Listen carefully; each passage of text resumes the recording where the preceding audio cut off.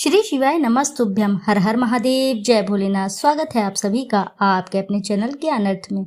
बहुत बहुत स्वागत है आप सभी को रवि प्रदोष की हार्दिक शुभकामनाएं। आज की इस वीडियो में आप जानेंगे रवि प्रदोष की व्रत कथा, शुभ मुहूर्त, पूजा विधि और महत्व के बारे में संपूर्ण जानकारी आज इस वीडियो में आपको प्राप्त होगी। तो श्रोताओ, आपसे अनुरोध है कि वीडियो को अंत तक जरूर देखिएगा। हिंदू पंचांग के अनुसार 15 सितंबर को सुकर्मा योग में रवि प्रदोष व्रत रखा जाएगा। मान्यता है इस विशेष दिन शिव जी की पूजा आराधना करने से शुभ फलों की प्राप्ति होती है। हिंदू धर्म में प्रदोष व्रत का बड़ा ही महत्व है। यह विशेष दिन शिव जी की पूजा आराधना के लिए समर्पित माना जाता है। धार्मिक मान्यता है कि प्रदोष व्रत रखने से मनचाही मनोकामनाएं पूर्ण होती है, जीवन में सुख समृद्धि और खुशहाली आती है। हिंदू पंचांग के अनुसार सितंबर माह का पहला प्रदोष व्रत 15 सितंबर दिन रविवार को रखा जाएगा, इसलिए इस व्रत को रवि प्रदोष कहा जाएगा। आइए अब जानते हैं रवि प्रदोष व्रत का शुभ मुहूर्त, व्रत कथा और पूजा विधि महत्व के बारे में। दिक पंचांग के अनुसार भाद्रपद माह के शुक्ल पक्ष की त्रयोदशी तिथि का आरंभ 15 सितंबर को शाम 6:12 पर होगा। अगले दिन 16 सितंबर को दोपहर 3:10 पर समाप्त होगा। प्रदोष व्रत में प्रदोष काल मुहूर्त शिव जी की पूजा आराधना का बड़ा महत्व है, इसलिए प्रदोष काल पूजा मुहूर्त का ध्यान रखते हुए 15 सितंबर को प्रदोष व्रत रखा जाएगा। प्रदोष काल पूजा मुहूर्त रहेगा दृक पंचांग के अनुसार शाम 6:26 से लेकर रात 8:46 तक प्रदोष काल पूजा का मुहूर्त बन रहा है। आइए अब बात करते हैं प्रदोष व्रत की पूजा विधि। प्रदोष व्रत के दिन सुबह वृत्ति को सूर्योदय से पहले उठना चाहिए। अपने नित्य कर्मों से निवृत्त होकर स्नान करने के पानी में थोड़ा सा गंगा जल अवश्य ही मिश्रित करना चाहिए।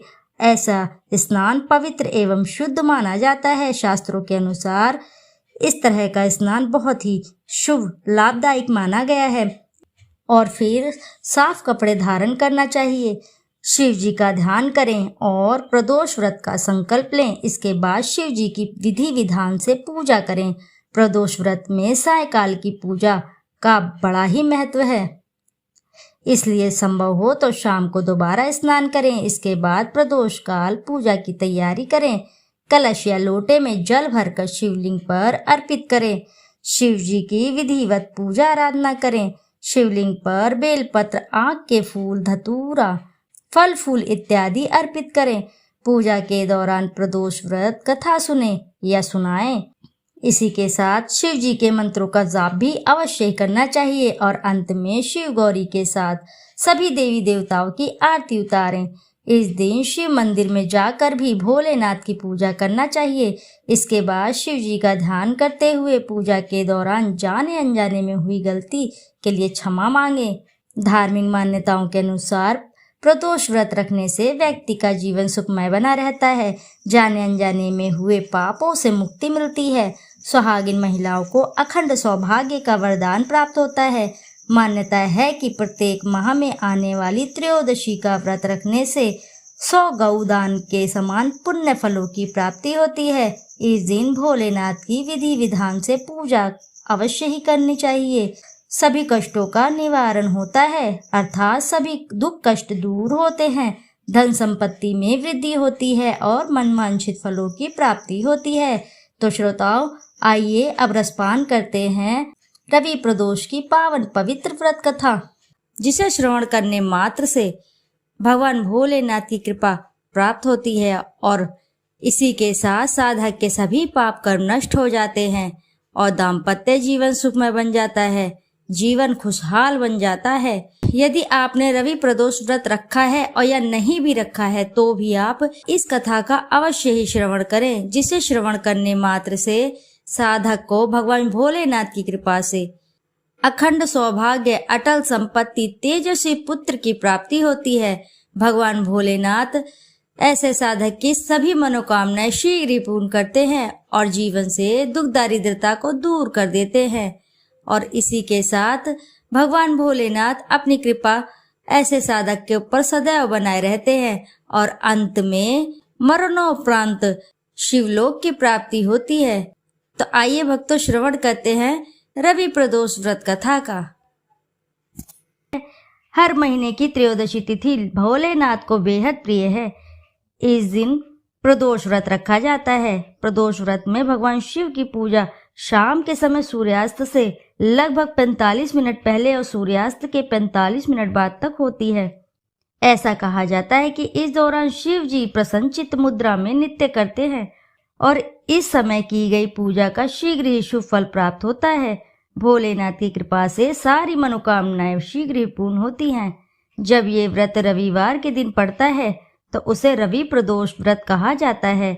इस व्रत को करने से व्यक्ति को अच्छी सेहत, ऐश्वर्य, मान सम्मान और लंबी आयु का वरदान मिलता है। इस दिन कच्चे दूध से भोलेनाथ का अभिषेक करने से कुंडली में चंद्रमा मजबूत, शनि की महादशा से राहत मिलती है। रवि प्रदोष को करने से व्यक्ति को सुख, शांति और लंबी आयु का वरदान मिलता है। इसके अलावा रवि प्रदोष व्रत का सीधा संबंध सूर्य देव से है। ऐसे में जिसकी भी कुंडली में सूर्य कमजोर स्थिति में होता है उन्हें रवि प्रदोष व्रत अवश्य ही करना चाहिए। इस व्रत को करने से व्यक्ति को समाज में नाम, यश और सम्मान मिलता है। रवि प्रदोष व्रत करने वाले दिन दूध में थोड़ा सा केसर और फूल डालकर शिवलिंग पर चढ़ाएं। मान्यता है कि ऐसा करने से वैवाहिक जीवन में मिठास बनी रहती है।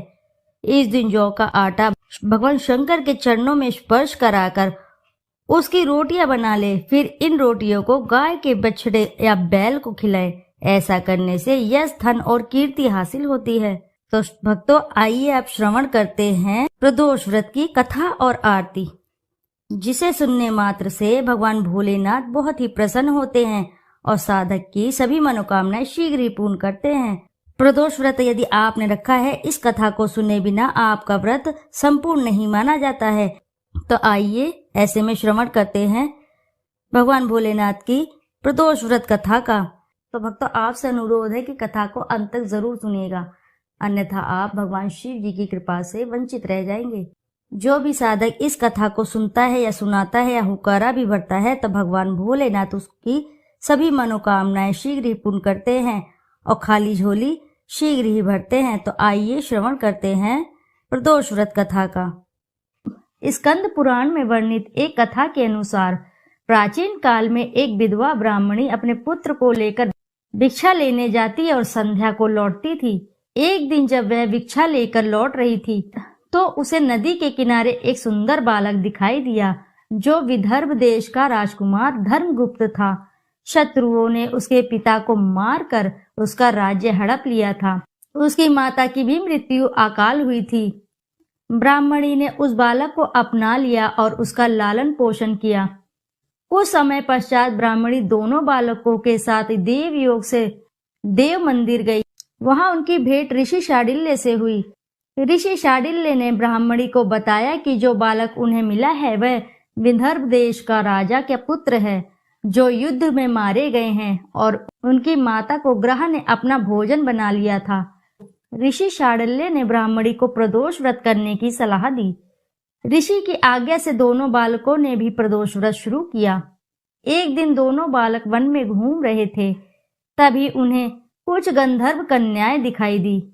ब्राह्मण बालक तो घर लौट आया, किंतु राजकुमार धर्मगुप्त अंशुमति नाम की गंधर्व कन्या से बात करने लगे। गंधर्व कन्या और राजकुमार एक दूसरे पर मोहित हो गए।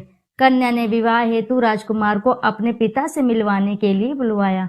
दूसरे दिन जब वह पुण्य गंधर्व कन्या से मिलने आया तो गंधर्व कन्या के पिता ने बताया कि वह विदर्भ देश का राजकुमार है।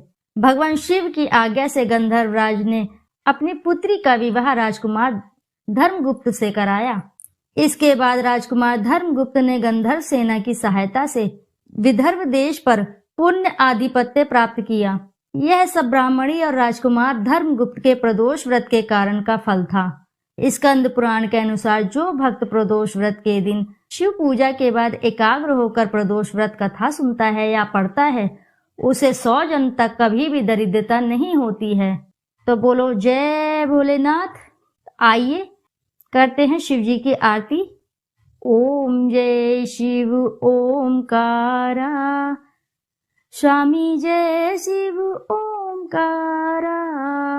ब्रह्मा विष्णु कैटब दो मारे, सुर भयहीन करे। ओम जय शिव ओमकारा। लक्ष्मी व सावित्री पार्वती संगा, पार्वती अर्धांगी शिव लहरी गंगा। ओम जय शिव ओमकारा। पर्वत सोहे पार्वती शंकर कैलासा, भांग धतूर का भोजन भस्मी में वासा।